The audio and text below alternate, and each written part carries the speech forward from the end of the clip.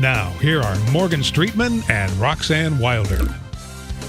Well, hello there. So good to see you, Morgan Streetman, ready to kick off this Monday show with so much to get into. Well, it's good to be seen today. I tell you, it was just last week I wasn't seen around here. I know, you were under the weather, right? Yeah, and the week before that you were in the Bahamas, so... I've been here. Pat's been here the whole time. Well, you had that Golden Show on last week, which we had, someone said, I'm glad you're playing this again because they tuned in. Yes. And I meant to tell you this. They tuned in half of it the week before, 2 weeks before that. Uh-huh. And they were glad to hear the show in its entirety. So that was very good. I thought that was a great show. Yep. I mean, it was, where it was focused somewhat on that metallic company, we did have kind of a wide-ranging discussion. And I'll tell you, in particular, E.B. Tucker, who's here lives here locally. Now, he travels a lot because he's, got things going on all over the world. But, I've talked to him about maybe coming on semi-regularly because he's such an interesting guy. He's got so many interesting ideas. It's nice for me to get a little positive feedback because he says some of the kind of things that I say, which is nice. Mm-hmm. It's a portion of the economy that we don't delve into a lot on a regular basis. We hear all about, in the media in general, we hear about the stock market and the bond market and the value of the dollar. So that's just a whole nother part that we don't get to dissect, and you did that. Yeah. There's other parts in play, like the precious metals markets and what's going on with those. So fascinating stuff. And, we wanted to take a quick look back this week at a story because I didn't quite finish telling you all of the details about the ark. And I only have one left, okay? I just wanted to tell you one more because I thought this was kind of a big one. Now, in the Bible, when God is telling Adam to build the ark, he tells him to make it 300 cubits in length. And one of the reasons that a lot of people thought that this ark in Turkey that we talked about wasn't the right ark because they're basing their measurements on the wrong cubit. They're basing their measurements on the Hebrew cubit, which didn't exist until after Abraham, see, when the Hebrews came around. But what we're talking about right now is Noah, which is before the flood, which is before the Hebrews, before the Hebrew cubit. And the only cubit measurement that existed back then was the Egyptian royal cubit that was about 21 inches. It's actually 20.5 and change inches long. Well, 300 royal Egyptian cubits measures out to 515 feet, which is the exact length of that boat structure that's found up in the mountains of Ararat in Turkey.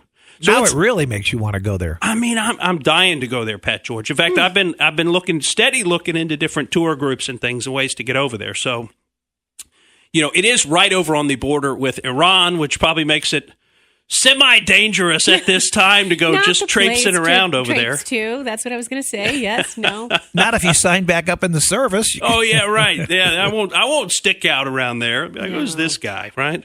So, but I'm going to try to make it out there. What a fascinating thing. And there's lots of videos on the net if you're into that. And we've had quite a bit of people who've written in on our YouTube page and other places and said, hey, this is really fascinating stuff. Go out there and check some of it out because it only gets better from here. Now, our local interest story this week, here's one that, I tell you, this is a nightmare. A lot of folks around here live on a fixed income. Mm-hmm. And, as you age, sometimes you've got to go out of town and deal with your parents' estate or something like that.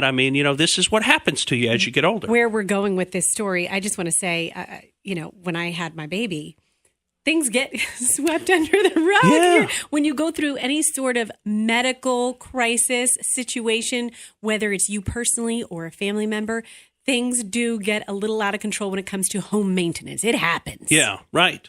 And, that's the thing. Okay, so you let your grass get a little bit out of hand. You would think, Pat George, okay, your neighbors, they may be just a little bit upset with you. Who's the jerk that never mows his lawn? Well, it's funny you say that. Because I stopped my lawn care guy because he was cutting it so short. My grass wasn't growing fast enough, so my grass is a little high right now. I'm trying to get ahead of the game. You better watch out, buddy, because, let me tell you what can happen to you. If you're a guy like this guy, Jim Ficken over in Dunedin, his mom passed away, and he had to go up to South Carolina for a couple of months to deal with her estate. And, that can involve a lot of things. It can involve selling off, a bunch of personal assets that existed in the home. A lot of times you got to sell the home. There's, other things. And, of course, regular people don't have the luxury of just hanging on to everything and, until they can deal with it. A lot of regular people, because there are carrying costs every month on a home. You've got to pay a mortgage potentially, or you've got to pay your portion of taxes, et cetera. So Anyway, he had to go up there and deal with this. Well, when he got home, what he found is that while he was gone and his grass got over 10 inches, which admittedly, 10 inches is getting up there, right? That's about almost a foot. It was July. We're getting all those storms then. Yeah. Lots of water. But in his defense, the guy he had hired to cut his lawn stopped without him knowing it. So this is another extra layer. He's got to go out of town. Mm-hmm. The person he had commissioned to do it all of a sudden comes to a halt. He has no idea that this He doesn't happened. know what's going on. And I guess he didn't have, close enough contact with his neighbors to say, hey, your lawn guy hadn't come by. Well, in the meantime, the city of Dunedin says, oh, look at that. Look at that opportunity that we've got there potentially. Or at least this is the way our friends at the Institute of Justice want to spin it. Let me back up a step. You know what happened to his lawn guy, right? He died. Oh, there so you go. There's another excuse for not the lawn having guy passed away. unexpectedly. And, how was he to know? How was he to know? He was out of town. So the problem is that these cities, when you violate one of their municipal codes, they can hit you with a pretty hefty fine. And in the case of Mr. Ficken, it was $500 a day. So over a period of a couple months, that added up to $30,000. What do you think the chances are of that city getting that money? At this point, I think they're going down dramatically. I think that they've squeezed a lot of people probably throughout the years. This is a new trend in local governments in terms of actually squeezing and enforcing these things. We've seen it a little bit over in Tampa, although I have to say my experience in Tampa has been very positive with the group. I've gone in. I had a client who had a significant number of fines that it had added up on his property without him having full knowledge of it. And we were able to kind of throw ourselves at the feet of the magistrate and get that dealt with in Tampa. And of course, this is all public record because those magistrate hearings are technically all public record. But anyway, we were able to get them to deal with it just basically going in and telling the story. You would assume that maybe in Tampa, if Mr. Ficken could come in and tell his story, they would drop the fines. But apparently in Dunedin, they have a little bit of a different view on it. And frankly, those of us that have lived here a long time, you pick up on the fact that there's different enforcement of codes and things, particularly by local governments in Pinellas County as opposed to Hillsborough. You said it's a trend now with cities going after people for this kind of stuff. Is this like a way to just generate income for the city, like traffic citations? Yeah, generate income and potentially, think what would happen if he doesn't pay the $30,000.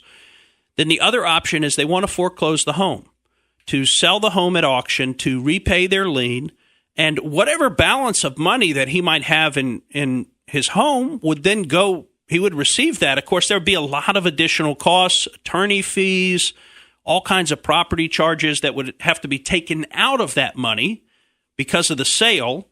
And so I don't think he would receive quite, nearly what he would receive if he sold it on his own. But nevertheless, even in theory, would get something back. But you got to think about this. For this guy, like a lot of people on a fixed income, he said this is $30,000 is 5 to 6 years of living expenses for him. How can you, they want to take us home. But point is, the Institute for Justice has taken his case. And we've covered them on our program before. Mm-hmm. The Institute for Justice, they've got an office in the state of Florida. It's based out of Miami. And Florida is one of the states that this group has targeted for their work. Now, what is their work? Their work is lawsuits in favor of individuals and freedom and against government overreach, encroachment, wrongful takings, like what this is, the attempt to take somebody's property, or through civil forfeiture, which is very common, with police departments taking property and things like that. So they're essentially fighting the frontline battle against this. They're what you call a public interest law firm. They're a not-for-profit, but they are pursuing. They have a budget. Obviously, they take donations largely, and people fund this law firm, and they're pursuing, freedom and justice for people like Jim Ficken, who can't, frankly, afford a lawyer to take up his cause. So now they brought some of the best lawyers in the whole country on these issues, and they brought them to bear right here in Dunedin, Florida. And I think it's going to be interesting. I've got to imagine that the city of Dunedin is going to probably want to carefully walk away from this issue, because now the big dogs have been called out. But isn't not good it kind of PR either? Yeah, but hold on. How many Jim Fickens are there out there? How many people who haven't had the opportunity to get the Institute for Justice to come in and stand up for them?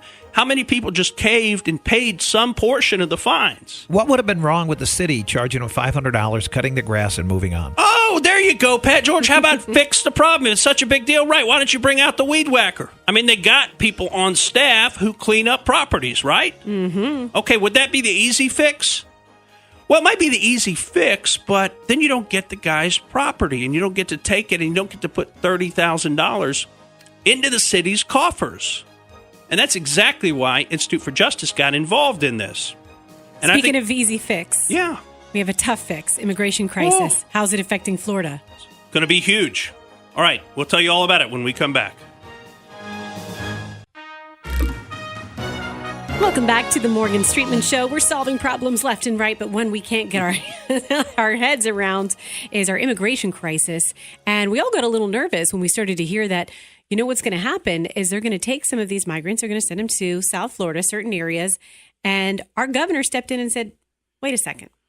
Well, yeah, there was a big story last week that came out that essentially they're running out of room in the border area of El Paso, Texas, the Centro area, which is the main border crossing area. We've covered that area before and talked to some of the officials that work down there.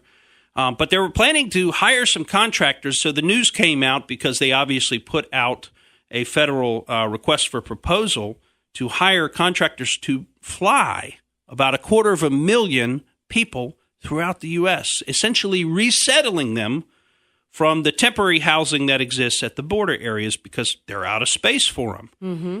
Because remember, we don't have a crisis at our border. There's not 100,000 people a month coming over. Oh, yes, there are. There's 100,000 people a month getting caught coming over. Those are just the ones getting caught. Now, I do think they're probably catching the majority of them. But that's a lot. I mean, we've got a huge crisis. And remember what they do. All these people want to apply for asylum, even though they haven't followed international law and they haven't done it properly. So they basically set them free in the United States with a notice to appear at some point in the future for their asylum hearing, their immigration hearing, which the vast majority of folks never show up for. So they're basically just releasing them into the country to live here, what will be permanently. At this time, it's completely illegally, but, you know, we don't know what exactly the future holds. But, I mean, think about what a farce this makes of our immigration system. I mean, what a joke this is that it's actually easier to get into our country by just forcing your way in. And then essentially the law will let you do that and let you go and live somewhere. The heck, we'll even fly you there and drop you off. We'll let you into our country, and then you just hang out until your hearing, even though most of you won't even come back to your hearing. And we already know that. We're going to pretend we're going to perpetuate this farce, this falsehood that you're actually coming back to your hearing one day when we know you're not. So it's much easier to emigrate to America that way than it would be to actually apply, where you might have to meet some criteria and other things. But no. The fastest, easiest, and the way that you're certain that you'll get in, right? You just force your way in. What kind of a system is that? That's a very sad joke of a system. You're forgetting the most important part. Each one is a potential vote. Exactly. You're never more of a citizen, as President Obama said, than when you go and vote, right? That's what makes you an American citizen, whether you're allowed to or not. And, of course, we have information, back when Stacey Abrams said that the blue wave that was coming, remember the one that elected her governor of Georgia? She still says she won, right, even though she lost by 50,000 plus votes. In her mind, she won because of things like voter suppression. No doubt the blue wave, which she said would include both documented and undocumented workers, which means illegal aliens. And, of course, we played for you folks the commercial that President Obama did around the time of the election, encouraging them, saying, we're not going to enforce any laws. You go and you vote. You're never more of a citizen than when you vote in our elections. Well, so the story came out. They're going to fly this 250,000 migrants all around our country, and some of them they apparently were going to fly down to the tip of Florida, put them down in South Florida. Well, people hit the roof about this in Florida.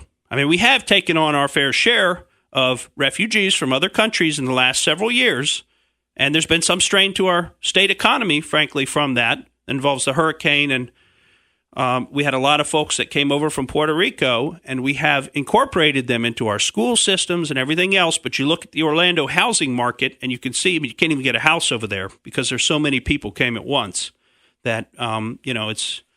it's difficult. It's put some strain on the services. But in this case, our governor, what a blessing to have a governor who's got a good relationship with the president, because he got wind of this, apparently picked up the phone, called President Trump, this is Governor Ron DeSantis, and said, stop. You can't do this to us. We don't want these migrants flown down to South Florida, Mr. President. Did you know this was going on? And if so, you must stop. And basically the answer was no, President Trump didn't have any direct involvement in this decision. And he totally concurs with Governor DeSantis that he's not going to do it. So they immediately changed course. And now even the ICE officials are saying, absolutely not. We're not taking any of these folks to Florida. Rather, they're going to San Diego and Texas. Yeah, we'll take them to California instead, which is, I mean, California, the West Coast, I mean, that's where they talk about wanting more of these people and the fact that it's an act of love and all this other stuff. I mean, that's where, I don't know if you heard the story, but Motel 6 was apparently giving ICE, Immigrations and Customs Enforcement, information about their people who had booked rooms at Motel 6 with Hispanic names. They wound up paying about $12 million to the state of Washington because the state of Washington sued Motel 6 for doing that, for violating the, and I'd say rights here, except for, I mean, non-citizens, what exact rights are they entitled to? But nevertheless, we'll say blank, for violating the blank of these people who were staying at Motel 6. But wait a second. Wouldn't they be upholding the law? Or if they're asked questions about, don't you have to answer questions to law enforcement? I mean, that's what I would think. I mean, in your bank, I mean, whole know your customer laws with the banks. I mean, isn't the bank supposed to report you if they think you might be laundering money or if there's any what they call suspicious activity? Also known as you try to withdraw too much of the money that they don't think is yours, even though it's in your, quote unquote, in your account. Well, apparently, in some cases on the West Coast or the left coast of America, if you do try to follow the law or enforce the law or assist law enforcement, you're actually committing an act that will put you at odds with the local government. I mean, that's hard to believe. Anyway, that's what happened to Motel 6. So they're not bringing these immigrants to the state of Florida. I think that's really good. I think, by the way, it's a little unfair to call them immigrants. That's just my belief, because I don't think immigrants force their way into places. Those are more like stowaways. I don't know, some word that involves something more than application and following the proper channels. But one of the things I wanted to point out, because this other story just came out, they've had a pilot program at the border for about the last 2 weeks where they've been swabbing people's DNA, ostensibly to check to see about family units. And I think that's why they're doing it. I don't have any reason to believe that they're collecting all of that DNA information somewhere, although they could be. But ostensibly it's to check for family units. Well, here's the headline that you should know about. 30% of the children who are being brought over as part of a family unit apparently don't share any DNA with the so-called family unit. Now, we've heard stories that have been reported on that people are actually renting children on the southern side of the border. So, hey, you need to be a family to get in? Here, you want to rent my child for a couple of weeks? You can use them to get yourself across the border as a family unit and then just ship them back to me. And apparently, this is what people are actually doing. It's kind of hard to believe that, isn't it, Pat George? It's unbelievable. I didn't even know about this part of it. This is a big twist. So they've just started, and they just started back at the beginning of this month. They started this DNA pilot program. And of the people that they've tested, again, a full third of them have not been a family unit, have not been related. I think that's pretty telling about what's really going on here when we're talking about folks coming in as family units. And you're separating, President Trump is separating families. He's taking children away from their parents. So wrong. Well, I say at least give them a DNA test first and make sure they're actually the child's parents, right? I mean, before we let them into the country and just release them and say, you know what? Take the child who's not yours into this country that's not yours and do whatever you want. In fact, we'll fly you out there. Do whatever you want, because we can't effectively enforce our laws against you. We hamstring any companies that try to assist us in any way. And so, what do we expect we're going to get from that? I mean, what do you think, Roxanne? I'm still stunned by that Motel 6 story because, again, you have a company that's trying to do their ethics in business, and ethics would be under the category of answer questions in regards to law enforcement and keeping our city, community safe. And then they get hit with that kind of lawsuit from Washington. Mm-hmm. It's like it sets a precedence. It turns the world upside down, doesn't it? Mm-hmm. It makes everything topsy-turvy, where up is down and down is up. And communicating with law enforcement, which should be good, is now made bad. Mm. It makes you not want to leave the light on for them. That sums it up, Pat. Mm-hmm. Well, speaking of leaving a little light on, I mean, there's a little bit of hope left in this trade issue with China. I don't know if you saw that last week, Pat George, but pretty far and wide, China declared a people's war on the U.S. A people's war. I mean, did you catch that? Yes, this is very scary stuff. No, it's not scary. Oh, no. It's not scary at all. It's not scary at all. Look, they've been working on this for a couple of years. They've been meeting and talking about this trade deal for about 2 full years, and I've got the full timeline here. There's been a lot of back and forth. Back when it got started, it was slow moving. But they made a lot of progress here more recently, particularly since about, I'd say, when they declared a truce back in December, beginning of December of last year, December 2018, they declared, if you remember, the 90-day truce to try to keep working things out so that the tariffs would not increase. And remember, the folks negotiating this were all these Trump administration folks like Wilbur Ross and Steve Mnuchin and U.S. Trade Representative Robert Lighthizer. And on the Chinese side, we didn't know all of their names, but one of them's names that we knew was Liu He. And he was the special envoy to Chairman Xi Jinping. We're going to tell you about what's happened to him when we come back. And we're back on the Morgan Streetman Show. It's funny because Pat George and I sort of had the same sentiment about the trade war with China. Whether it's a trade war, a people's war, whatever it is, makes me nervous. But Morgan's here to tell us that, relax. Let's talk about this timeline. And maybe things will start to make a little more sense. Price of clothes is definitely going to go up because everything seems like where it comes from China. Okay, listen, y'all. There cannot be a people's war on the United States by China. What if they call the dead in? They can't do it, Pat George. We're their customer. It'd be like McDonald's declaring war on you.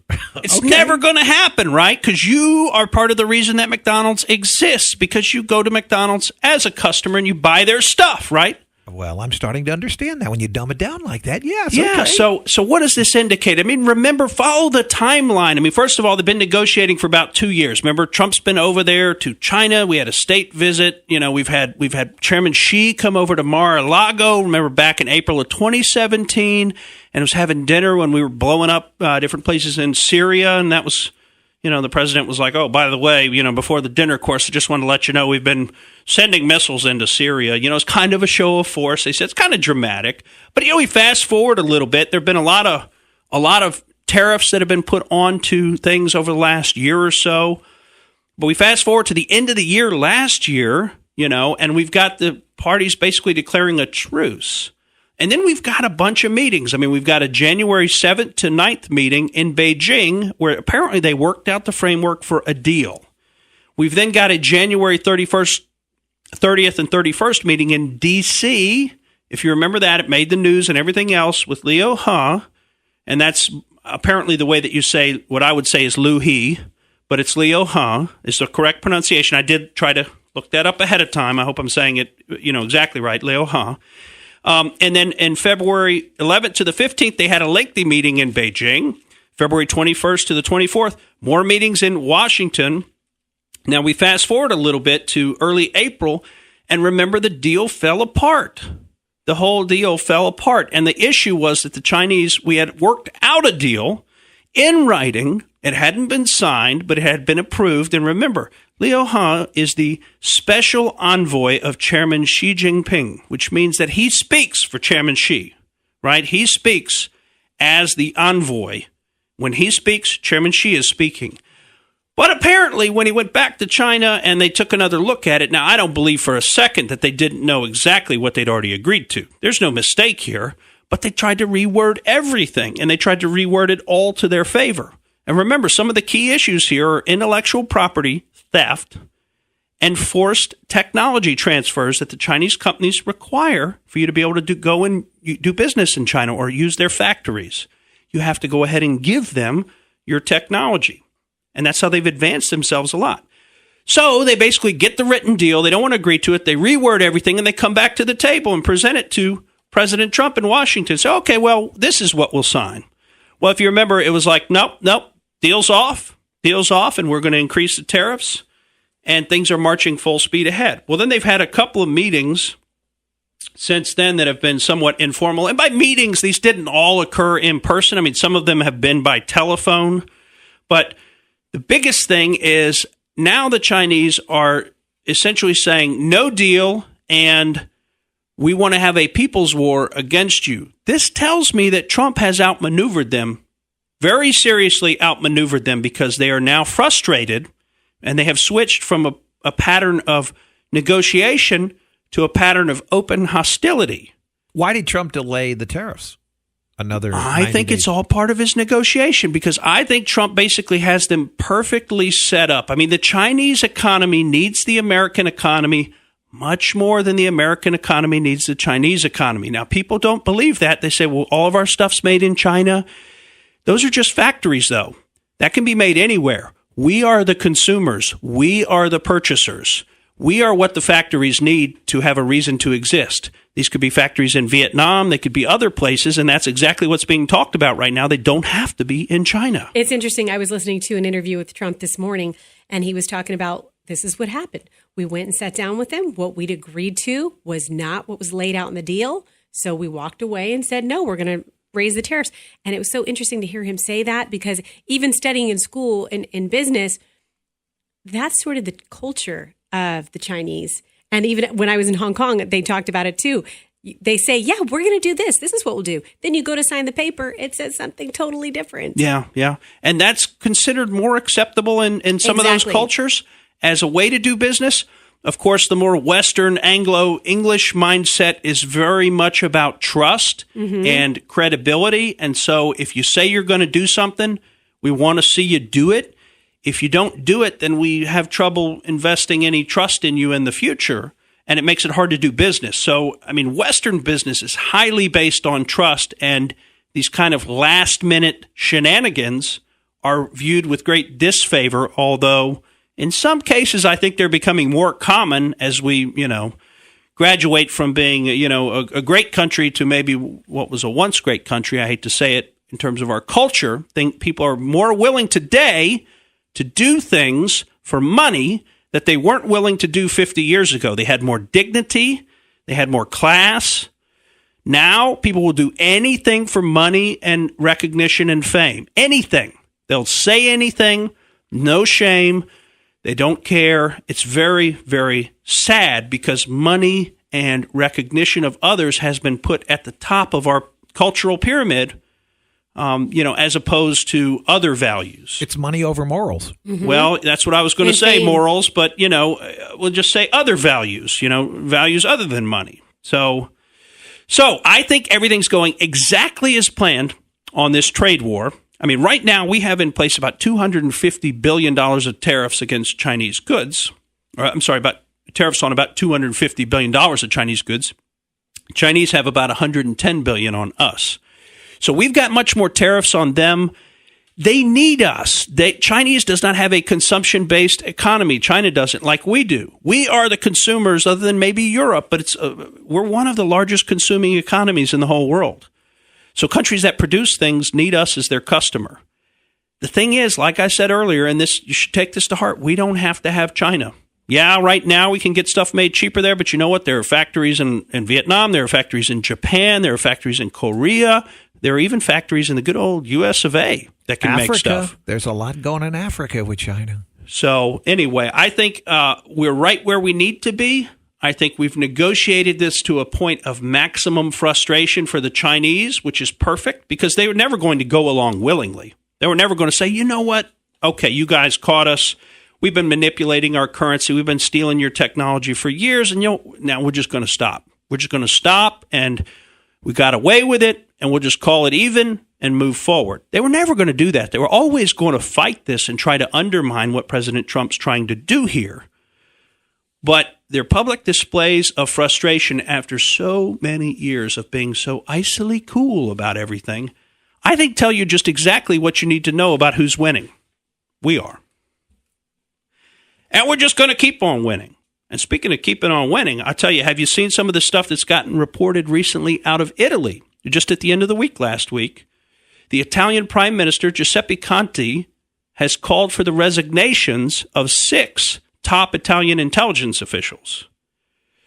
Now, why in the world would that be, Pat George?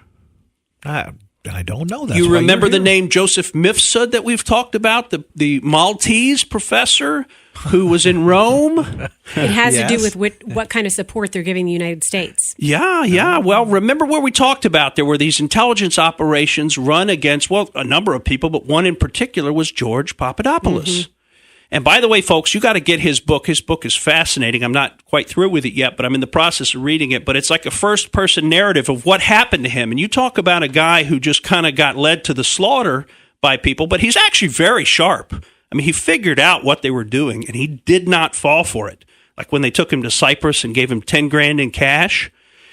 Thank God. I'm glad you're delving into this story because it's very confusing to follow. If you just look at the headlines, it's not going to give you what you need to know. And it explains our relations with Italy, which is important. Right. Well, I think the main thing you need to know is that it's an open secret among the Italian people in Rome, and of course other people are talking about it, that the reason that these resignations were called for by the prime minister is because these folks greenlighted the operation against Papadopoulos. They greenlighted the ongoing American intelligence operation, and remember, while it was ostensibly against Papadopoulos, it was really against then-candidate Donald Trump, right? That was really what they were doing, was invading his campaign and placing, well, if we can't call them spies, what do we call them? Surveillance people throughout the campaign. You know, we're talking about Stefan Halper, Joseph Mifsud, and others, and there were a whole bevy of other people. And there's a lot of detail here, but what does this tell you? This tells you that the conspiracy of secrecy to keep this under wraps, exactly how this went down, is all unraveling.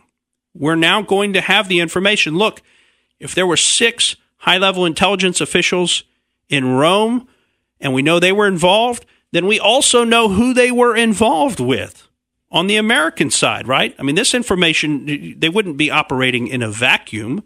So they're going to be saying, well, we were asked to do this operation by the U.S. CIA director, John Brennan. This could be bad timing for the Democrats. Oh, this could be really bad timing for the Democrats. Let's hope so, right? Let's hope this is how things are all unraveling. So keep watching what's going on in Italy. It does play into the whole picture. We don't have time to do the whole picture justice today. One thing that I wanted to point out for you. Okay, we're down to about a minute before you start hearing some music. Because I had Representative Radcliffe. I don't think we've run his thing yet where he said that the FISA applications on the front of it, remember, he's seen them in big bold letters. They say verified application, right? Mm-hmm. Right. Well, and this is the verified application, which included mostly the Steele dossier, which had all this salacious and unverified material. To hear James Comey tell the president about it in January of 2017, everything was salacious and unverified. But back in October of 2016, when they put the FISA in on Carter Page, or maybe September of 2016, but regardless, September, October 2016, they put the FISA app in, and it said verified application, as though they'd actually checked out the facts and were verifying them to the court, which they obviously did not do. That's a false filing. No wonder the FISA court rubber stamps everything, because they assume that the FBI did its job and actually verified this before applying for a warrant. But in reality, they didn't. Now, the reason we say the FISA app against Carter Page is because we think there's probably also one out there against George Papadopoulos, potentially. And if there's not, I mean, even more serious, because then they spied on an American citizen, then they surveilled an American citizen without a warrant in violation of the Fourth Amendment of the U.S. Constitution. And it seems like that's what they did. Now, one last point. Who's requested a withdrawal of these demands over in Italy? The socialists, also known as the communists. And how many of our top intelligence officials, while this was running, were ex-communists? We know at least 2 out of 3. Comey's admitted it, that he was a communist. And Brennan has admitted that he actually voted for president, Gus Hall for president in 1976. I mean, can you believe it? Our top intelligence officials are communists? And welcome back to the Morgan Streetman Show. Boy, I tell you, for our Out There segment today, we've got an out there topic come to life. Now it's in here. Now it's no more out there. It's in here now. And that is real-time facial recognition. When you say in here, what do you mean by that? I don't mean really in here. I don't know. Just in here is the opposite of out there, isn't it? Okay. So that's all I mean. All right. So it's no longer out there. This is no longer speculative. We've now moved into the realm of reality. So you're saying it's all over the United States? Well, Or Wired magazine recently had a very good article on this that reported that, yes, real-time facial recognition technology is making moves into the U.S. market in a pretty strong fashion right now. Apparently, this technology is perfected a little over a year ago. They claim they perfected it. Now, I would want to delve into the details there as to what that actually means. Don't they need a lot of cameras for this? They need a lot of cameras, and really what you want to know is how effective are they at correctly identifying people, right? That's the most important thing, is how effective they can act. I mean, taking a picture of somebody and saying it's the wrong person, that's not going to help anybody. So now apparently they've got these systems deployed in China and working currently in 16 different cities and provinces in China. So big overseas. And we've talked on the show about the Chinese social credit score and how they basically are tracking all of your movements. They're tracking